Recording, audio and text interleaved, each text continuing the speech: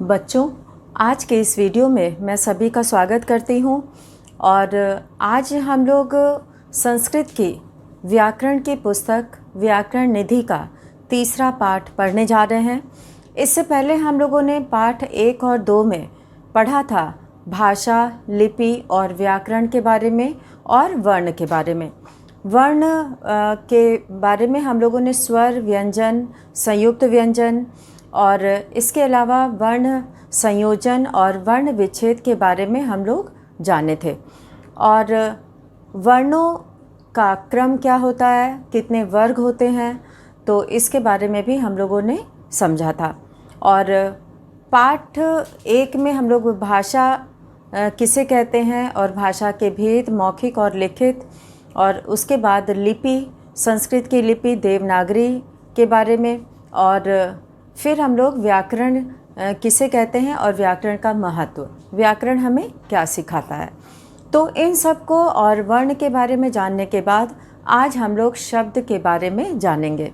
तो बच्चों, सभी लोग अपने व्याकरण निधि पुस्तक से, जो संस्कृत की व्याकरण की पुस्तक है, उसमें हम लोग शब्द के बारे में पाठ 3 के अंतर्गत पढ़ेंगे। तो इसमें सबसे पहले हम लोग ये देखेंगे कि शब्द किसे कहते हैं और शब्द और पद में क्या अंतर होता है, और शब्दों के भेद कितने प्रकार के हैं और उन भेदों के बारे में हम लोग जानेंगे। तो शुरू करते हैं ये अध्याय शब्द के बारे में।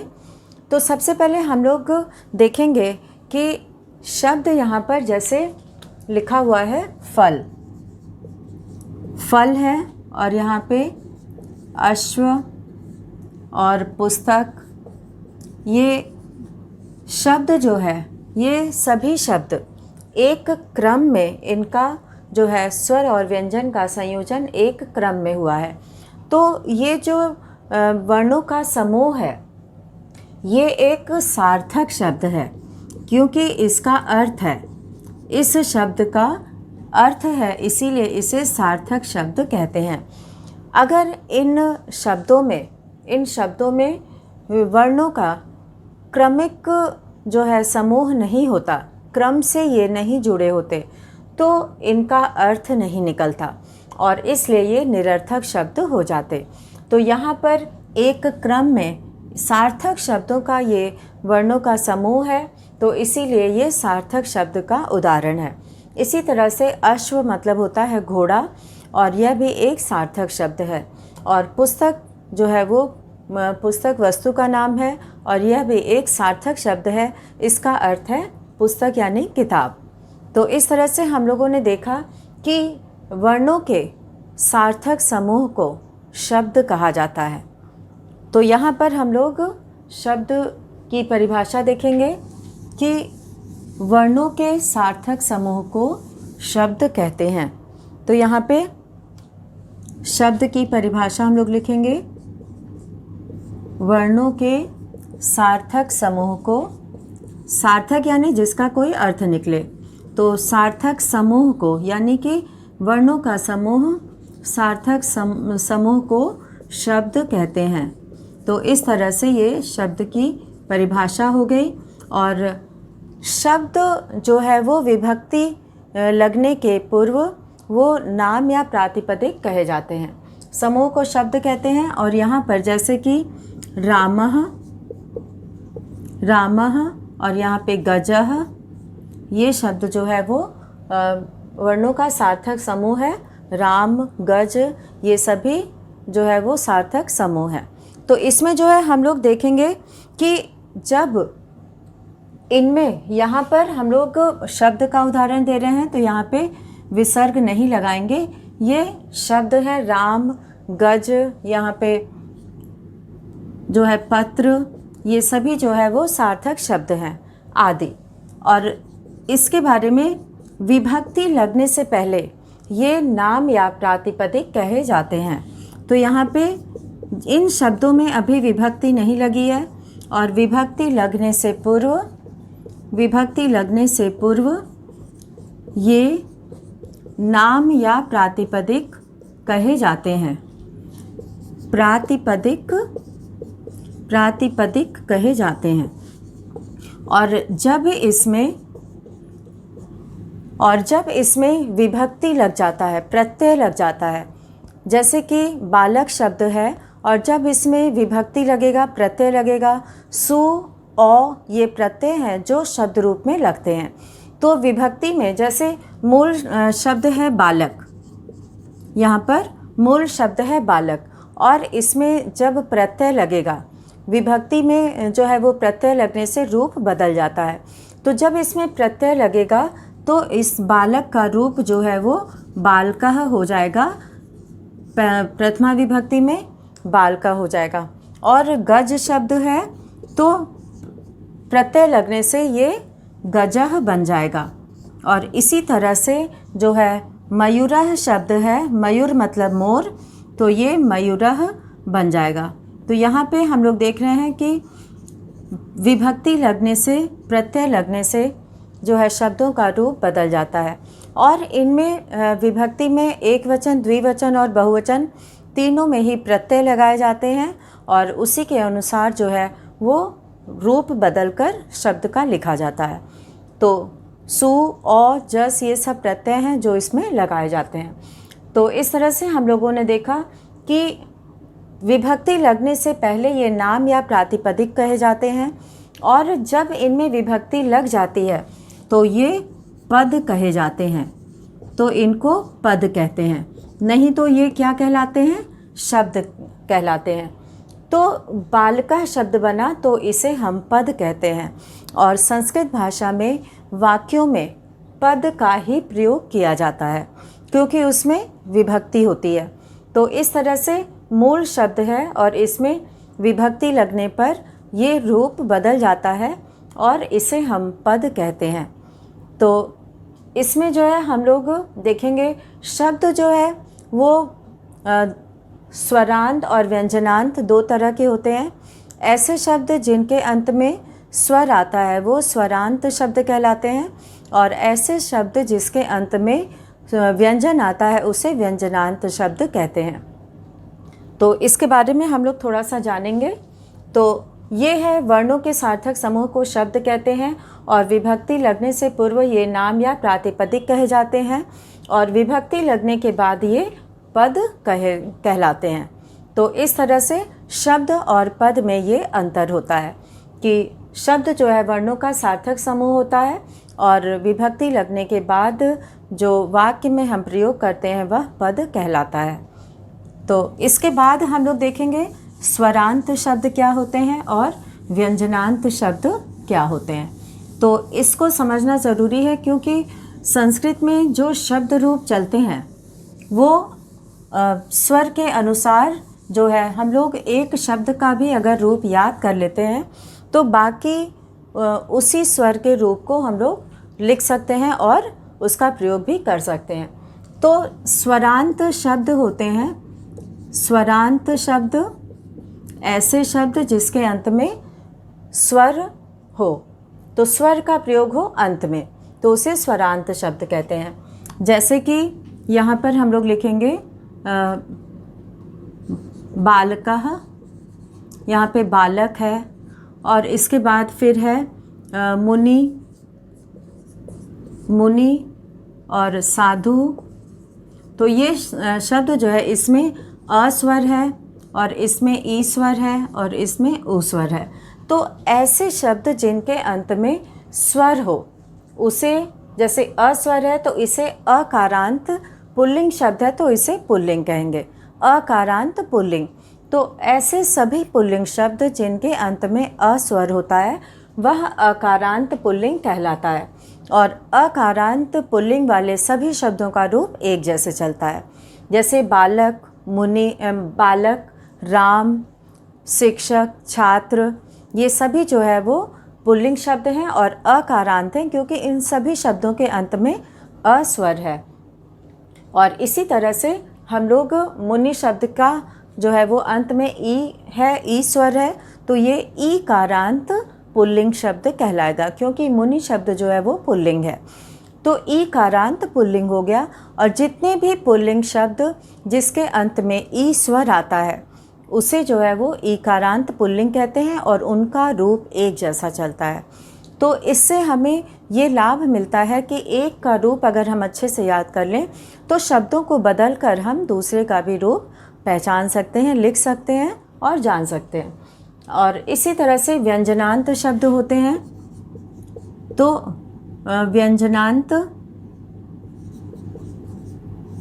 व्यंजनांत शब्द जिसके अंत में व्यंजन हो, तो इसमें जो है वो राजन, बलवत, ये शब्द जो है वो अंत में इसके ये व्यंजन है, इसीलिए ये व्यंजनांत शब्द कहलाते हैं।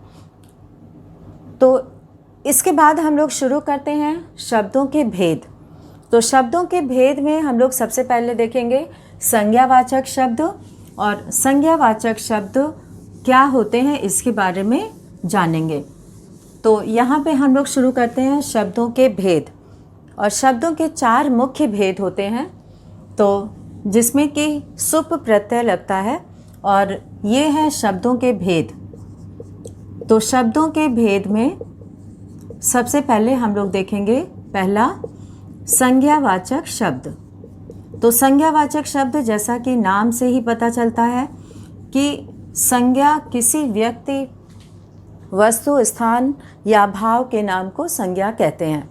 और संज्ञा में जो है वो व्यक्ति का नाम हो या जाति का नाम हो, व्यक्ति वस्तु का नाम हो, भाव का नाम हो, तो उसे संज्ञावाचक शब्द कहते हैं। और इसमें जो है वो सभी संज्ञा जो स्त्रीलिंग, पुल्लिंग, नपुंसकलिंग, इन सब में संज्ञा शब्दों का प्रयोग होता है।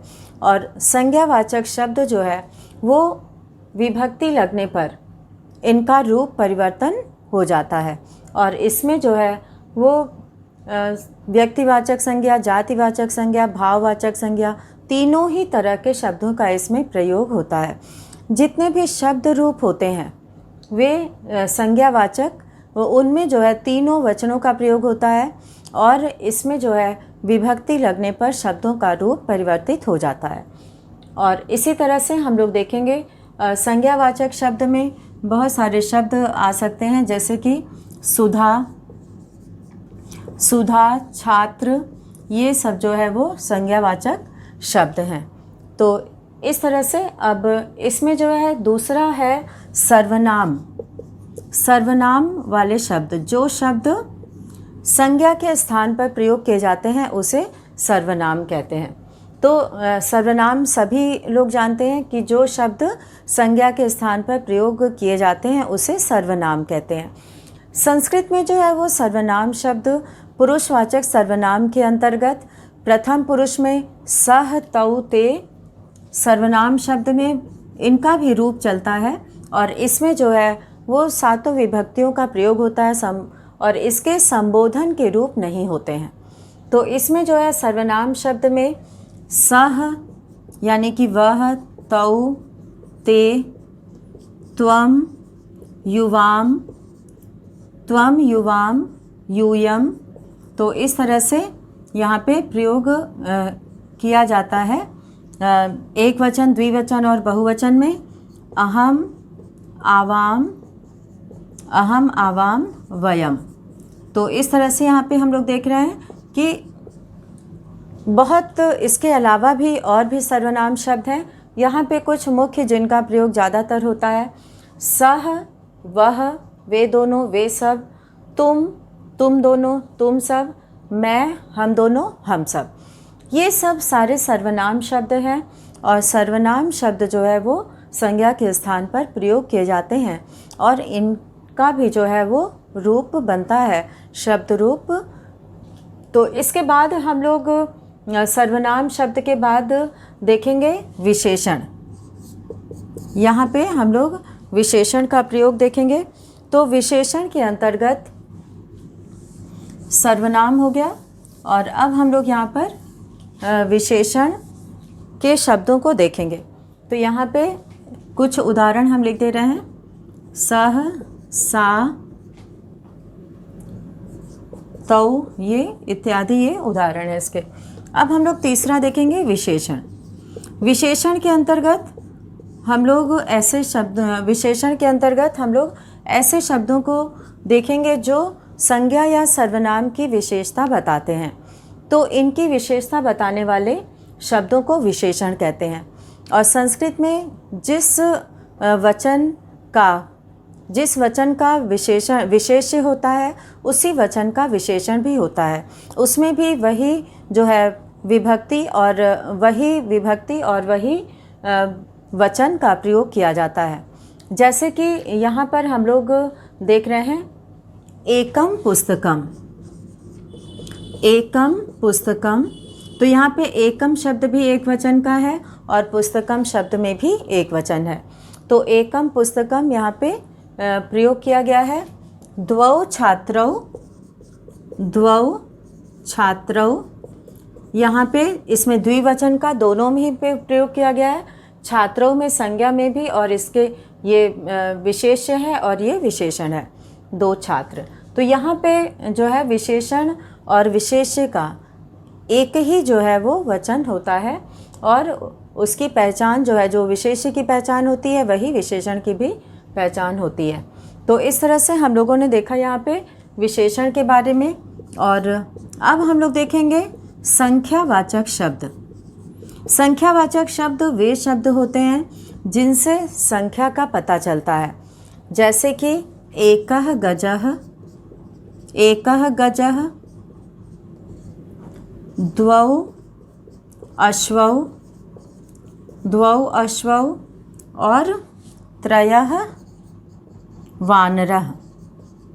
तो यहाँ पे एक गजः शब्द से एक हाथी के होने का बोध हो रहा है, द्वौ अश्वौ से दो घोड़े के होने का बोध हो रहा है, और त्रयः वानरः से तीन बंदर के होने का बोध हो रहा है। तो यहाँ ये संख्यावाचक शब्द हैं। और संख्यावाचक शब्द 1 से लेकर 4 तक की संख्या तीनों लिंगों में अलग अलग प्रयोग की जाती है, और उसके बाद जो है वो सभी संख्या एक ही लिंग में होती है। तो यहाँ पर संख्यावाचक शब्द जो है वो संख्या बताने के लिए प्रयोग किए जाते हैं। तो इसमें जो है जैसे एक की संख्या है, एकः, पुल्लिंग में एकः बोलते हैं, स्त्रीलिंग में एका बोलते हैं, और नपुंसक लिंग में एकम बोलते हैं। तो इस तरह से हम लोग जो है 1 से 4 की संख्या जो है वो तीनों लिंगों में अलग अलग प्रयोग की जाती है। तो यहाँ पर हम लोग संख्यावाचक शब्द का इसका भी जो है वो शब्द रूप में प्रयोग, शब्द रूप इसका भी मिलता है, संख्यावाचक शब्दों का भी। और इसमें हम लोग संख्या बताने के लिए शब्दों का प्रयोग करते हैं। और इसके बाद संख्यावाचक शब्द के अलावा 2 और भी भेद हैं इसके। ये 4 मुख्य भेद शब्दों के माने जाते हैं, और इसमें सुप प्रत्यय का प्रयोग होता है। और अब हम लोग जो पढ़ेंगे उसमें है यहाँ पर अव्यय शब्द और क्रियापद। तो 5वां हम लोग यहाँ पर देखेंगे अव्यय शब्द और क्रियापद। क्रियापद जो है उसमें वो धातु में प्रयोग होता है, क्रिया। और यहाँ पर हम लोग अन्य भेद में हम लोग देखेंगे अन्य भेद, और अन्य भेद के अंतर्गत सबसे पहले हम लोग देखेंगे क्रियापद। तो यहाँ पे क्रियापद कहते हैं जिसमें कि धातु का प्रयोग होता है संस्कृत में क्रिया बताने के लिए, जिससे किसी कार्य के करने या होने का बोध होता है, तो उसे क्रिया कहते हैं। तो क्रियापद के द्वारा हमें कार्य के होने का बोध होता है, और इसमें धातु का प्रयोग होता है। और इसमें जिस तरह से हिंदी में वर्तमान काल, भूतकाल, भविष्य काल, काल शब्द का प्रयोग करते हैं, संस्कृत में जो है लकार शब्द का प्रयोग किया जाता है। तो यहाँ पे हम लोग देखेंगे क्रियापद में, जैसे इसका उदाहरण, इसमें जो है वो प्रथम पुरुष, मध्यम पुरुष और उत्तम पुरुष का प्रयोग होता है। इसमें विभक्ति नहीं लगती है। इसमें मूल धातु से जो है शब्द पद बनाए जाते हैं, और उसमें प्रथम पुरुष, मध्यम पुरुष और उत्तम पुरुष और तीनों वचनों का प्रयोग होता है। तीनों वचन जो है वो शब्द रूप में भी होते हैं और धातु रूप में भी होते हैं। तो क्रियापद में क्रिया के शब्दों को लिया जाता है। तो इसमें जैसे कि एक उदाहरण है बालकः पठति। तो यहाँ पे बालकः पठति पठति शब्द में यहाँ पर पठति शब्द जो है वो क्रियापद है। ये पठति शब्द क्रियापद है, यानी कि क्रिया को बताने वाला ये पद है। क्योंकि इसमें जो है वो प्रत्यय लगा हुआ है, इसलिए यहाँ पर ये पद कहलाएगा और ये वाक्य में प्रयोग हुआ है। तो पद जो है वो वाक्य में प्रयोग किए जाते हैं जब उसमें जो है प्रत्यय लग जाता है। तो यहाँ पर बालकः पठति ये क्रियापद है। तो बालक जो है वो मूल शब्द है, इसमें ये बालक जो है ये मूल शब्द है और इसमें जब प्रत्यय लगता है तो प्रथमा विभक्ति में बालकः पठति बालक पढ़ता है।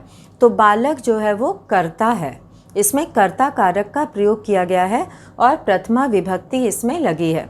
तो इसमें प्रथमा विभक्ति के एक वचन का प्रत्यय लगा है। तो यहाँ पर बालक शब्द से बालकः शब्द बन गया है। तो विभक्ति लगने से इसका बालक शब्द का रूप बदल के ये बालकः हो गया है। और पठति जो है वो क्रियापद है। किसी भी वाक्य में कर्ता, क्रिया और कर्म के द्वारा ही वाक्य बनता है।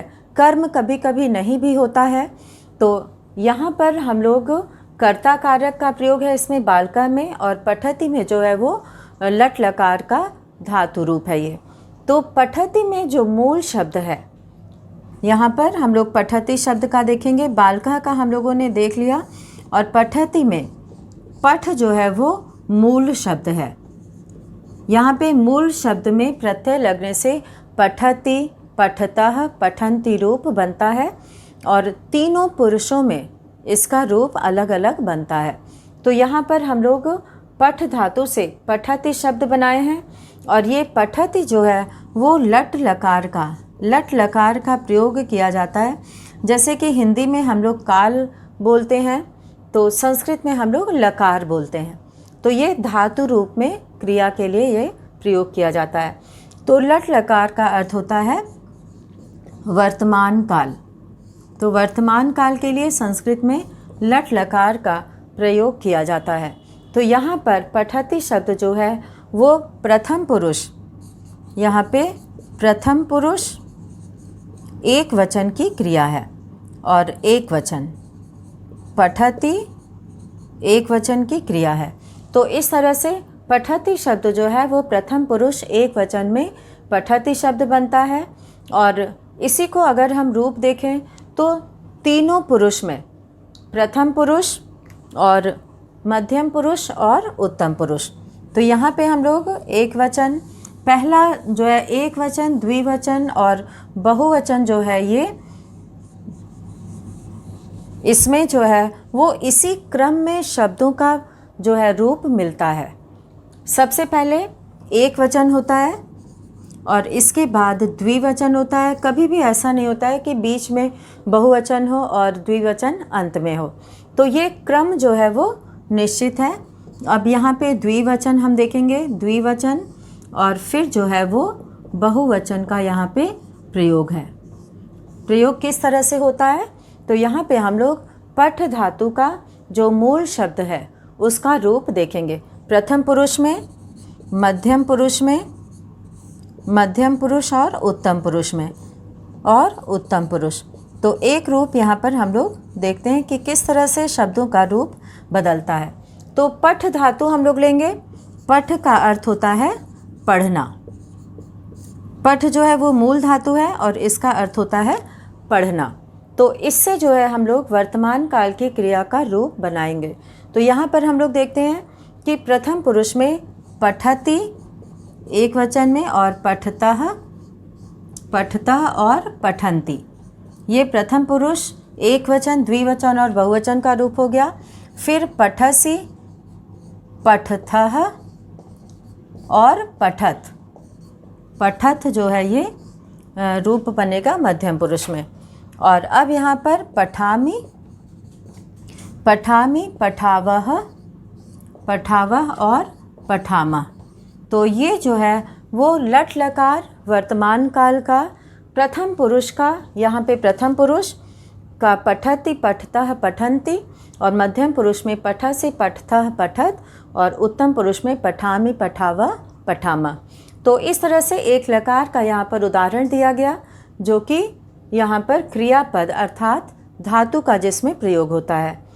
तो इसी तरह से हम लोग अलग अलग, जिस तरह से वर्तमान काल, भूतकाल और भविष्यत काल का प्रयोग होता है हिंदी में, उसी तरह से संस्कृत में भी लट लकार, लिट लकार और लंग लकार का प्रयोग किया जाता है, जो मुख्य 3 लकार हैं और इसके बाद विधिलिंग लकार है, और ये सब का जो है वो लोट लकार है। ये 5 मुख्य लकारों का अध्ययन किया जाता है। तो यहाँ पर हम लोगों ने केवल एक लकार लट लकार के बारे में, तीनों पुरुष के बारे में उसका प्रयोग देखा है। और इसी में जो है सर्वनाम शब्द जो प्रयोग होते हैं, सर्वनाम शब्द, तो अगर हम पुल्लिंग में करेंगे तो यहाँ पे सह पठति वह पढ़ता है, तौ पढ़ता वे दोनों पढ़ते हैं, ते पठन्ति वे सब पढ़ते हैं, त्वम पठसि तुम पढ़ते हो, और युवाम पठथः तुम दोनों पढ़ते हो, और यूयम पठत तुम सब पढ़ते हो।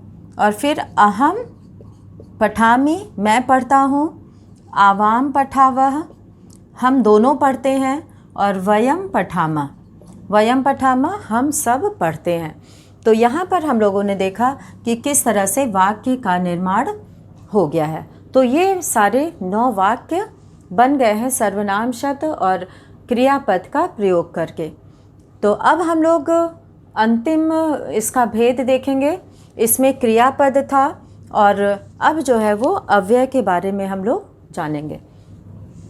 तो शब्दों के अन्य भेद में दूसरा भेद है अव्यय। और अव्यय वह होता है जो किसी भी लिंग या वचन में बदलता नहीं है। लिंग वचन के अनुसार जो बदलता नहीं है, जो तीनों लिंगों में, तीनों वचनों में एक जैसा रहता है, उसे अव्यय कहते हैं। अव्यय का अर्थ है जो व्यय ना हो, अर्थात जिसमें परिवर्तन ना हो। तो अव्यय शब्द और ये वाक्य में योजक का काम करते हैं। और यहाँ पर जो है अव्यय, जैसे कि च का प्रयोग होता है, च, अपि, शनैः शनैः, शनैः शनैः, यहाँ पे ये सब अव्यय है। और सर्वदा, सर्वदा मतलब हमेशा। और इसी तरह से और भी शब्द हैं जो अव्यय के रूप में प्रयोग किए जाते हैं। तो अव्यय यहाँ पर शनैः शनैः, ये क्रिया के विशेषण के रूप में प्रयोग किए गए हैं। शनैः शनैः का अर्थ होता है धीरे धीरे, यहाँ पे धीरे धीरे, तो ये जो है इसका प्रयोग है। और अपि का अर्थ होता है भी, और च का अर्थ होता है और। तो ये शब्द जो है वो दूसरे शब्दों के साथ मिलकर अगर संधि होती है तो देखने में भले ही लगे कि उसका रूप बदल गया है, लेकिन जब हम संधि विच्छेद करते हैं तो वह अपने इसी रूप में आ जाता है। जैसे कि च और अपि और भी, च और अपि में अगर हम संधि करते हैं तो शब्द बन जाएगा च प्लस अपि, च धन अपि, यहाँ पे अपि शब्द होगा, च धन अपि, तो ये बन जाएगा चापी, तो ये शब्द बन जाएगा। लेकिन जब हम इसका यहाँ पे संधि विच्छेद करेंगे तो ये च और अपि शब्द ही रहेगा, इसमें कोई परिवर्तन नहीं होता है। और इसी तरह से जो है ऊपरी, अधः, अभितः, परतः, ये सभी शब्द जो है वो अव्यय होते हैं और इनका रूप जो है परिवर्तन नहीं होता है, ये अपने इसी रूप में रहते हैं। सर्वदा का मतलब होता है हमेशा, सर्वदा का अर्थ होता है हमेशा। और इसी तरह से शनै शनै का प्रयोग, जैसे क्रिया का हम विशेषता बता रहे हैं तो वहाँ पर इसका प्रयोग करेंगे। और संज्ञावाचक शब्द में तीनों लिंगों के संज्ञा शब्द आते हैं और इनमें जो है वो इनके शब्द रूप में विभक्ति लगने पर परिवर्तन होता है और उसी के अनुसार वे शब्द से पद कहलाते हैं। तो इस तरह से हम लोगों ने शब्द, इस पाठ के अंतर्गत हम लोगों ने शब्द की परिभाषा, वर्णों के सार्थक समूह को शब्द कहते हैं, और इसके बाद शब्दों के भेद, ये 4 जो है ये इसके मुख्य भेद हैं। संज्ञावाचक शब्द, सर्वनाम शब्द, विशेषण शब्द, संख्यावाचक शब्द और अन्य भेद में अन्य 2 भेद हैं इसके, जिसमें कि हम लोगों ने देखा क्रियापद और अव्यय। और अव्यय में हम लोगों ने कुछ शब्दों का उदाहरण देखा है यहाँ पर, और इसमें और भी बहुत सारे अव्यय हैं जिनका कि प्रयोग पाठ के अंतर्गत भी आता है, और उस समय जो है उसे पहचान कर इसका अभ्यास किया जा सकता है कि अव्यय में कौन कौन से शब्द आते हैं। तो इस तरह से हम लोगों ने इन सभी शब्दों के भेदों को जाना, और यहाँ पर हम लोग ये शब्द जो है वो अपने मूल रूप में जो है, जिस तरह से कि सुधा और छात्र ये अपने मूल रूप में हैं, और यहाँ पर जब विभक्ति लग जाती है, प्रत्यय लगता है, तो इसका रूप बदल जाता है। जैसे सुधा जो है वो आकारांत स्त्रीलिंग रूप है, तो इसका रूप यही रहेगा। और छात्र में अगर सुप्रत्यय लगता है प्रथमा विभक्ति एकवचन में, तो यहाँ पे छात्र शब्द बन जाएगा। तो इस तरह से ये जो है वो पद कहलाएगा, और हम लोग वाक्यों में पद का ही प्रयोग करते हैं जिसमें विभक्ति लगी होती है, जिससे कि उस वाक्य का अर्थ स्पष्ट हो। तो आज हम लोगों ने इस पाठ में इन सभी के बारे में जानकारी प्राप्त की, और सभी छात्र इस अध्याय को पढ़ेंगे और इन शब्दों को पहचानने का अभ्यास करेंगे, और उम्मीद है सभी को ये समझ में आया होगा। तो इसी के साथ ही हम आज का वीडियो यहीं पे समाप्त करते हैं, और अगले पाठ में हम लोग इसके बारे में और अधिक जानकारी प्राप्त करेंगे व्याकरण से संबंधित। तो सभी को धन्यवाद।